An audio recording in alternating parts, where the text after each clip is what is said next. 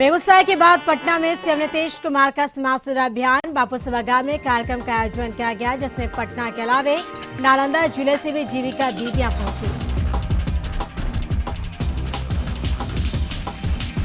मुख्यमंत्री नीतीश कुमार ने पटना में मशहूर उद्योगपति रहे ओपी शाह की प्रतिमा का अनावरण किया। इस दौरान एक ब्लड बैंक का भी उद्घाटन किया। इस दौरान बीजेपी सांसद सुशील कुमार मोदी के अलावा जेडीयू एमएलसी ललन सराफ भी अवतत के मौजूद रहे। यूक्रेन में फंसे बिहार के 7 छात्र आज सुबह पटना पहुंच गए। शनिवार की देर रात लगभग 200 के करीब भारतीय छात्र दिल्ली और मुंबई पहुंचे। उसके बाद 7 छात्रों का पहला जत्था दिल्ली से सीधा पटना पहुंचा। छात्र काफी खुश नजर आ रहे थे। छात्रों को रिसीव करने खुद बिहार के उप मुख्यमंत्री तारकिशोर प्रसाद, उद्योग मंत्री शाहनवाज हुसैन और जल संसाधन मंत्री संजय झा के साथ साथ पटना जिला अधिकारी डॉक्टर चंद्रशेखर सिंह भी पटना एयरपोर्ट पर मौजूद रहे।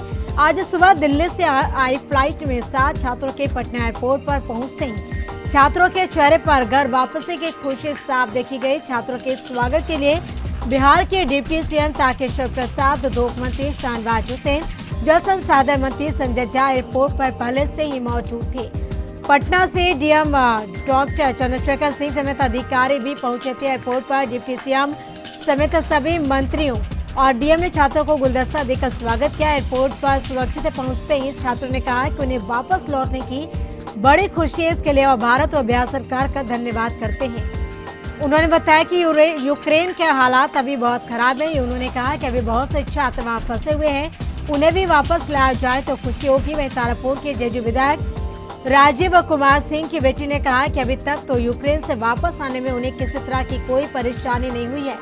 मुंबई और नई दिल्ली से छात्रों को प्लेन से पटना लाने की व्यवस्था की गई। पटना एयरपोर्ट पर छात्रों के स्वागत की तैयारी की गई। जिला प्रशासन ने यहाँ हेल्प डेस्क बनाए हैं। पटना पहुंचे यूक्रेन में फंसे बिहार के 7 छात्र छात्राएं एयरपोर्ट पर पहुंचते ही छात्रों में खुशी की लहर देखी पहुंचने की। वही डिप्टी सीएम तारकिशोर प्रसाद समेत कई मंत्रियों ने छात्रों का स्वागत किया। डीएम ने और बताया चला डिप्टी सीएम ने पीएम और सीएम को धन्यवाद दिया। यूक्रेन से भारतीय छात्रों को सकुशल लाने के लिए धन्यवाद दिया। यूक्रेन में फंसे कई भारतीय छात्र सकुशल मुंबई और दिल्ली पहुंच गए। यूक्रेन में फंसे 219 भारतीयों को लेकर पहले निकासी उड़ान शनिवार की रात मुंबई पहुंची। वहीं दूसरी फ्लाइट यूक्रेन में फंसे छात्रों को लेकर शनिवार की रात दिल्ली पहुंची। यूक्रेन से मुंबई पहुंची पहले विमान में बिहार के 10 छात्र थे। वहीं दिल्ली पहुंचे पहले विमान में भी बिहार के कई छात्र थे। वैशाली के वर्तमान थानाध्यक्ष संजय कुमार के पटना और औरंगाबाद स्थित कई ठिकानों पर छापेमारी हो रही है। आर्थिक अपराध इकाई की टीम ने छापेमारी की। बताया जा रहा है कि शराब माफियाओं से मिलीभगत के आरोप में छापेमारी की गई। थानाध्यक्ष पर शराब माफियाओं से साठ-काट कर संपत्ति अर्जित करने का आरोप है और इसे लेकर मामला भी दर्ज किया गया है। इसे लेकर न्यायालय के आदेश पर मामला भी दर्ज किया गया है। बिहार सरकार के आपदा प्रबंधन विभाग ने आज यूक्रेन में फंसे बिहार के छात्रों और अन्य निवासियों के लिए हेल्पलाइन नंबर की शुरुआत की है। मेडिकल की पढ़ाई करने गए ये बच्चे लगातार धमाके की वजह से दहशत में हैं और परिजनों को कॉल कर स्थिति की जानकारी देते हुए घर वापसी की गुहार लगा रही है। यूक्रेन में फंसे बिहार के छात्र निवासी हेल्पलाइन नंबर 0612229420 है और एक और नंबर है 7070290170 के माध्यम से संपर्क कर सकते हैं। वहीं यूक्रेन में फंसे बिहार के लोगों को लेकर सीएम नीतीश ने कहा कि यूक्रेन में जारी वर्तमान संकट के मद्देनजर वहां फंसे बिहार वासियों को वापस लाने के लिए राज्य सरकार पूरी तरह से प्रतिबद्ध है। राज्य सरकार ने फैसला लिया है कि वहां से बिहार आने वाले लोगों का पूरा किराया राज्य सरकार देगी।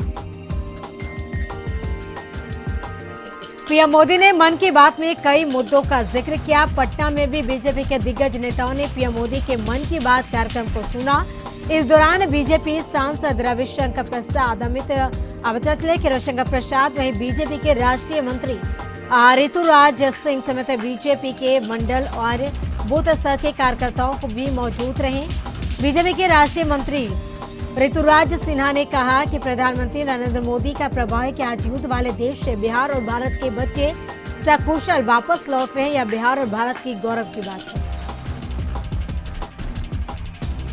गोपालगंज में थावे प्रखंड के दत्तीगना पंचायत के मुखिया सुकल मुशहर की हत्या का पुलिस ने 40 दिनों के बाद खुलासा किया। पुलिस ने हत्या में शामिल 3 अपराधियों को गिरफ्तार किया। वहीं पुलिस ने अपराधियों के पास से हथियार, बाइक और मोबाइल भी बरामद किया है।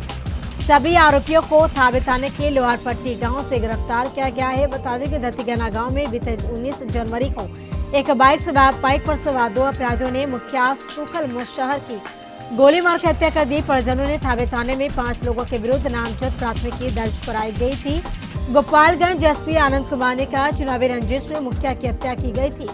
एसपी ने कहा, सुमित अपने भाई को उप मुखिया बनाना चाहता था, लेकिन मुखिया सुकल मुशहर के संरक्षक ने इसके लिए सहयोग नहीं किया। इसके बाद उसने प्रतिशोध में अन्य बदमाशों के साथ मिलकर मुखिया की हत्या कर दी।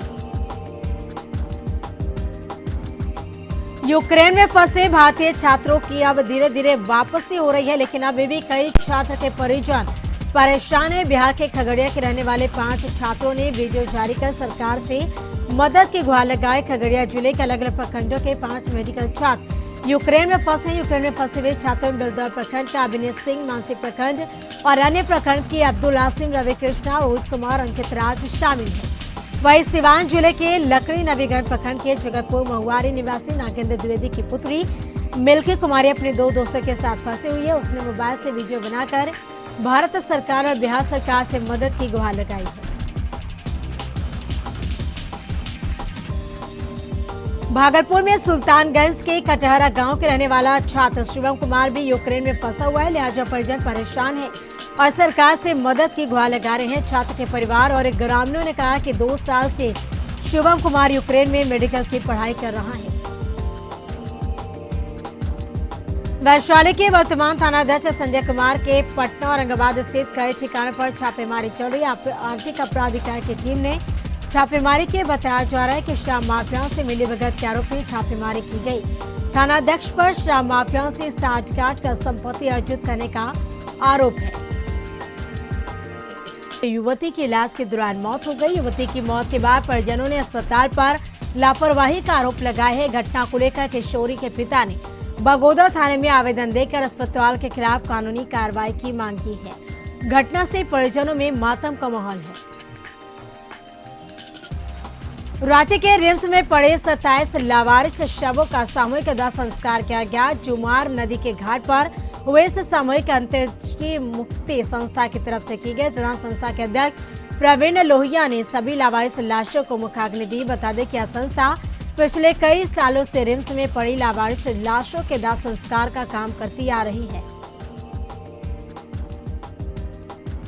झारखंड में इन दिनों भाषा विभाग के साथ साथ 1932 के खतियान को लेकर बता चले कि लागू करने की मांग तेज हो गई। भाषा विवाद के साथ साथ धनबाद से इस खतियान को लागू करने के समर्थन में करीब 300 से अधिक तादाद में युवा और उनके अभिभावक पिछले 2 दिनों से राजभवन के पास धरने पर बैठे हैं। इस बात को लेकर 28 फरवरी को धरना दे रहे लोग मुख्यमंत्री हेमंत सोरेन से मिलकर अपनी बातों को रखेंगे।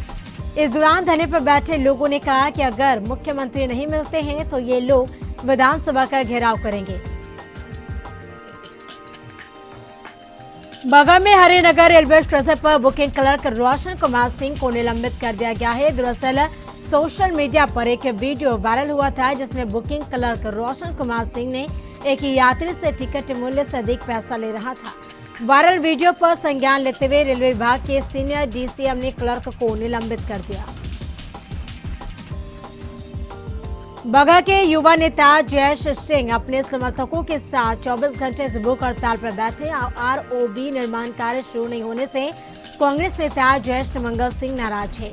11 फरवरी को 2019 को यानी केंद्रीय परिवहन मंत्री ने इसका शिलान्यास किया था, लेकिन अब तक निर्माण कार्य शुरू नहीं हुआ। दरअसल गोरखपुर बेतिया मुख्य सड़क NH 727 पर बगहा 2 में रेल ओवरब्रिज निर्माण की मांग को लेकर 4 माह पूर्व धरना प्रदर्शन कर अल्टीमेटम दिया गया था, जिसमें स्थानीय जनप्रतिनिधियों और पदाधिकारियों से आरओबी निर्माण के संबंध में जय सिंह ने बात की थी, जिस पर 15 दिनों के अंदर आरओबी निर्माण कार्य शुरू करने का आश्वासन दिया गया था। लेकिन 4 माह बीतने के बाद भी स्थानीय सांसद, विधायक और पदाधिकारियों द्वारा आरओबी निर्माण कार्य शुरू करने में कोई पहल नहीं की गई। बेगूसराय में घायल के ट्रैक्टर चालक की इलाज के दौरान निजी अस्पताल में मौत हो गई, जिसके बाद परिजनों ने अस्पताल प्रबंधन पर गलत इलाज करने का आरोप लगाकर सड़क जाम किया। घटना खोदावंतपुर थाना क्षेत्र के ताराबरियापुर गांव के पास की है। बताया जा रहा है कि बेगमपुर गांव निवासी रामनंदन शर्मा का 21 वर्षीय पुत्र मिथुन कुमार शनिवार की दोपहर ट्रैक्टर से मामूली रूप से जख्मी हो गया था, जिसके बाद उसे ताराबरियापुर के आयुष हेल्थ केयर में इलाज के लिए भर्ती कराया गया था, जहां सुई देने के बाद उसकी हालत खराब हो गई और रेफर कर दिया गया, लेकिन उसे बेगूसराय लाते समय मौत हो गई। परिजनों का आरोप है कि गलत तरीके से उसका इलाज किया गया, जिस वजह से युवक की मौत हुई है। वही घटना से नाराज लोगों ने अस्पताल के पास बेगूसराय रोसड़ा NSH 55 को जाम कर दिया।